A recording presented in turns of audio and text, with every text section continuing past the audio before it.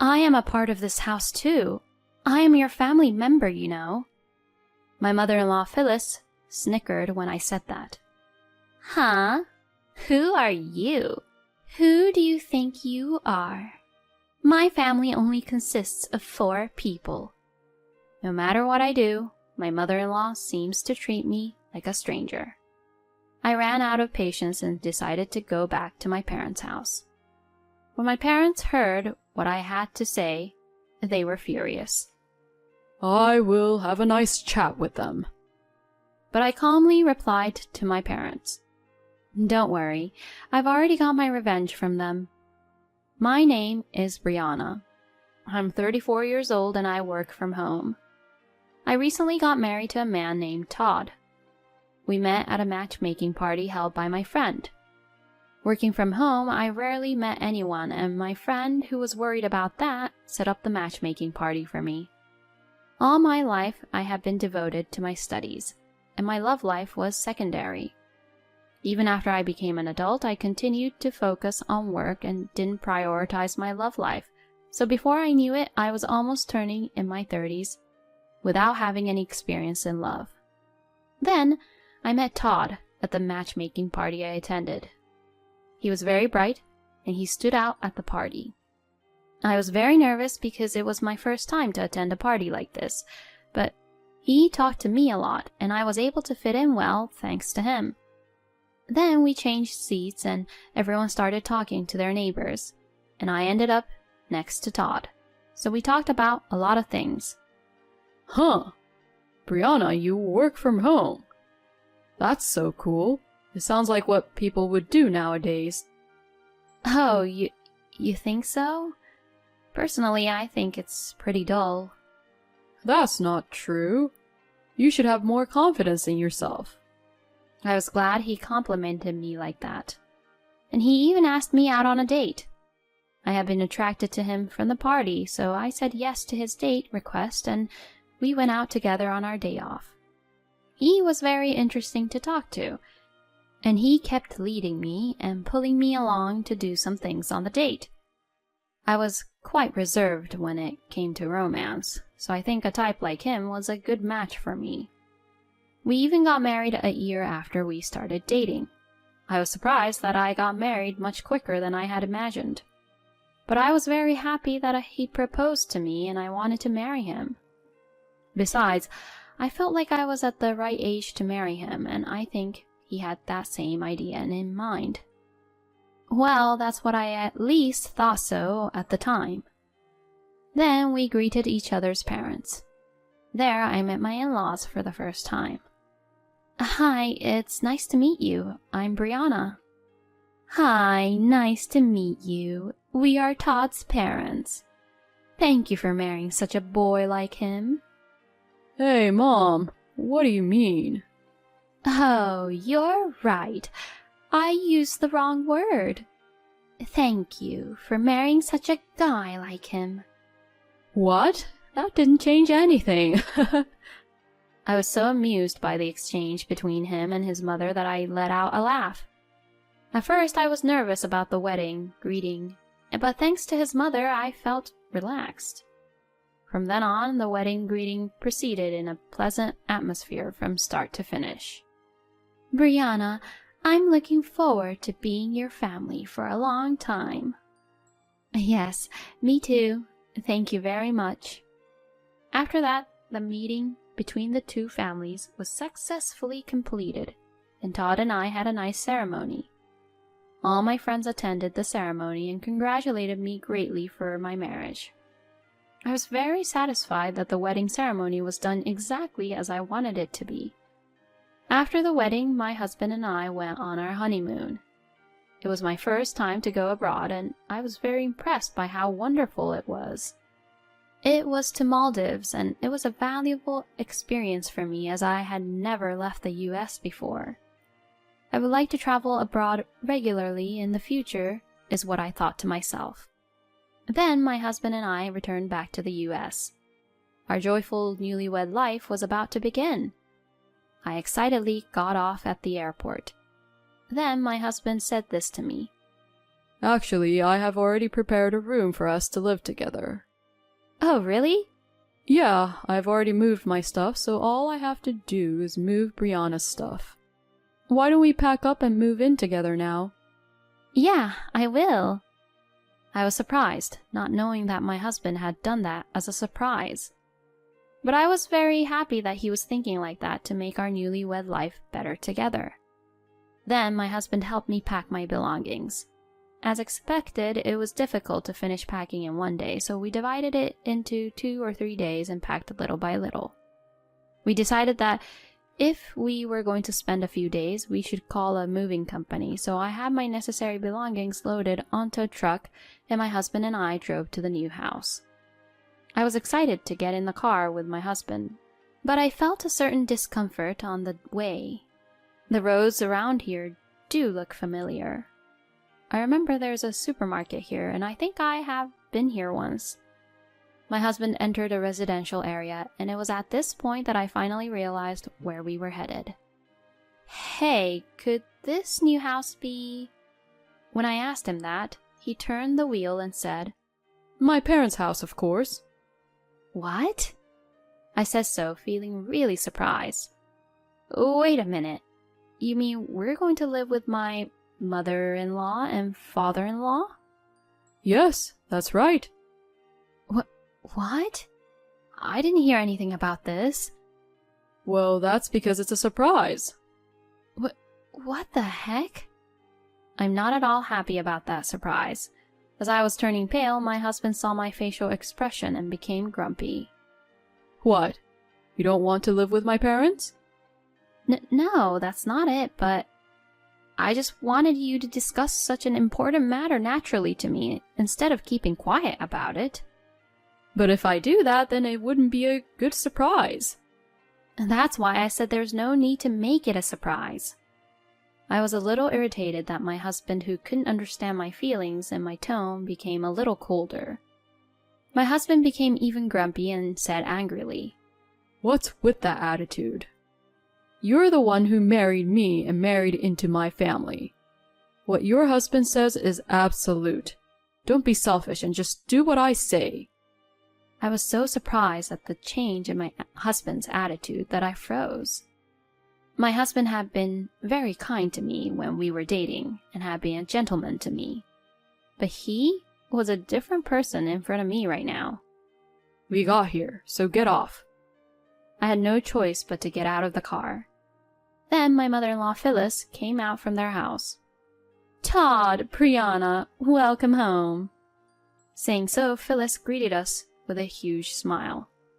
I was surprised by my husband's sudden declaration that we were going to live together, but the fact that Phyllis greeted us so kindly made my anxiety disappear a little. My parents-in-law are nice people, so living together might not be hard. Well, if possible, I wanted to live only with just the two of us at first. I've already asked the movers to move my stuff, so there's no backing out now. I was not convinced, but I had no choice but to move in with my in-laws. But this decision was a huge mistake I had made. I should have left my parents-in-law at that time, even if I had to throw everything away. I went to my in-laws' house with a lot of anxiety. On the first day, my in-laws treated me kindly, and I felt a little calmer. However, I felt a little distrustful towards my husband. I wondered if that overbearing attitude of Todd was his true nature.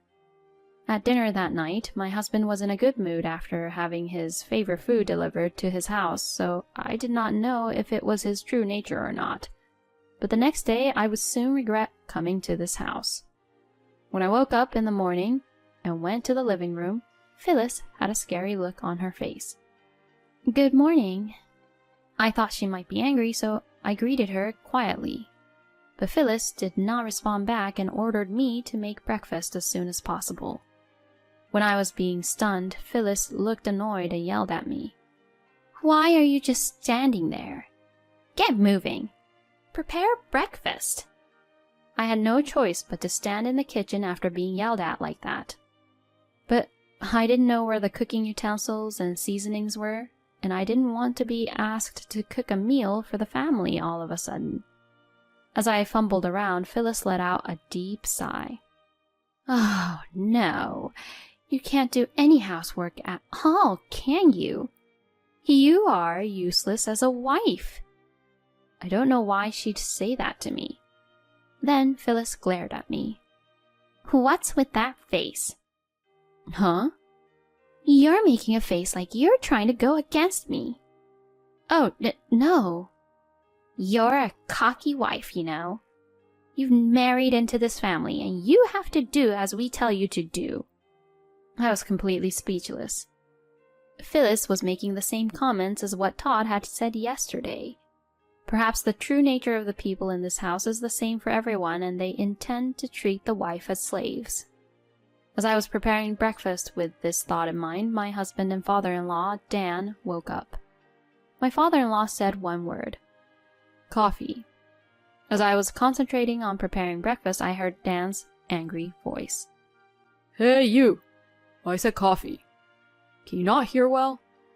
Dan apparently said that one word coffee to tell me to prepare coffee. I was surprised, but quickly prepared the coffee. My goodness, what a useless wife you are. I guess you haven't done any housework in your life, have you? Dan sipped his coffee while saying such a thing. I realized that not a single person in this house was on my side. And for the rest of the day, my in-laws were always trying to bully me. You're the housewife, so it's natural that you have to do all the housework. It's only natural, since Todd is the one who feeds for you. My in-laws would say things like that. I explained many times that I work from home, but they would not listen to me. My husband's goal seemed to be to take me to my in-laws and use me as their housekeeper, and they didn't even feel guilty at what they were doing to me. You better listen to my mother and father. If I hadn't married you, no one would have taken you in as a wife. My husband would often verbally abuse me like that, and every single time I heard him say those things, I got depressed. When I didn't rebel and did as they said, my in-laws got more and more out of line and stopped treating me like a person. First of all, they stopped calling me by name and only said, "Hey, you!" Then they started to use words to denigrate my personality on a daily basis. My in-laws kept saying, "You parasite." And before I knew it, my husband started calling me a parasite too. I wanted to leave this house, but I knew that if I just ran away, I would end up not being able to have a chance to get back at them. My in-laws would probably go around telling my neighbors and relatives that I was a terrible wife and made me look bad. I cannot allow that to happen. I was actually looking for an opportunity to revenge on my in-laws. That's why I've been going through these hardships. In the midst of all this, something happened that was indeed unbearable for me. It happened one day. My husband unusually asked me to make a reservation at a fancy restaurant. Normally, I would think this was just an order, but it was almost my husband and I's wedding anniversary. I was surprised because I didn't think my husband would remember our anniversary. I was just a little bit happy and tried to call and make a reservation. But when I tried to make a reservation for 2, Phyllis suddenly snatched the phone away from me. "Please make a reservation for 4 people." She then hung up the phone. "What are you doing?" I said as I asked her to give me the phone back. Phyllis replies, "You made a reservation for 2 people. Are you an idiot?" But my husband and I were celebrating our wedding anniversary that day. When I said that much, Phyllis interrupted me and said, "What? What are you talking about?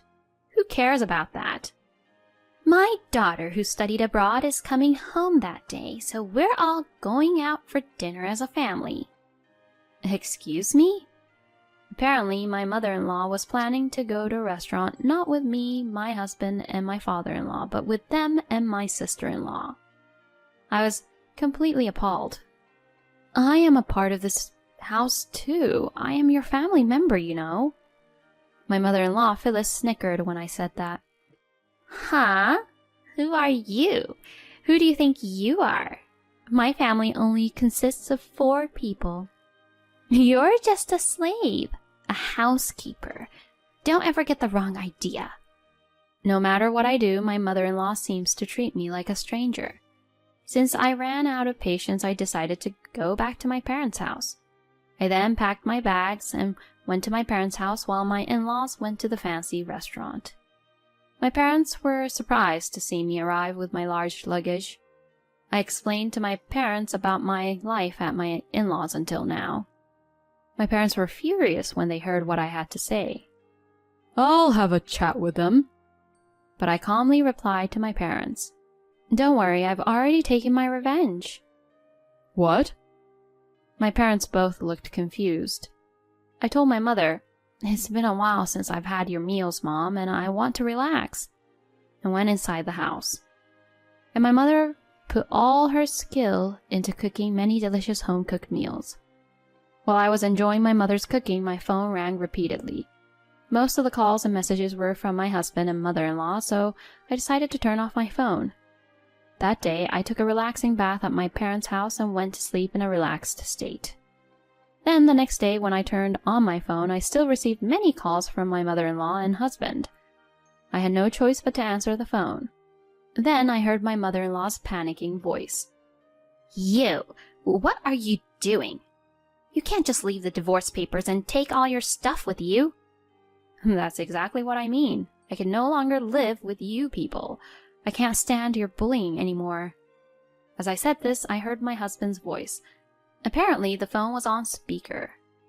You've got to be kidding me. I won't allow you to divorce me. I mean, come home right now and do the housework, you parasite. Todd spits out his words. I really don't know how I can deal with these people anymore. Because you keep on behaving like that, that's why I don't want to live with you all anymore. What? Hey, you better be joking. A wife is supposed to do whatever her husband and his family says. If you don't understand that, you're not qualified to be a wife. I struggled to hold back my laughter at my husband, who was getting himself into more and more trouble. Why don't you just leave it at that already? Huh? What do you mean? Did you really think that I haven't done anything for about the last 6 months or so? I kept a notebook of all the times you people have abused and bullied me, and I recorded every horrible word you said to me. I even recorded what you said on the phone just now. What the? How dare you? My in-laws started to get upset, so I decided to tell them all about my plan. I have all the evidence of the treatment I received from you guys, and after showing it to them, I'm consulting with my lawyer. According to my lawyer, I can get a divorce due to it being your fault, Todd, and I can also get compensation for the damages you caused. Compensation? And my revenge won't end just like that. I'm sending copies of the bullying records to your workplace, your father-in-law's workplace, your relatives, and your neighbors. And a certified letter to your workplace.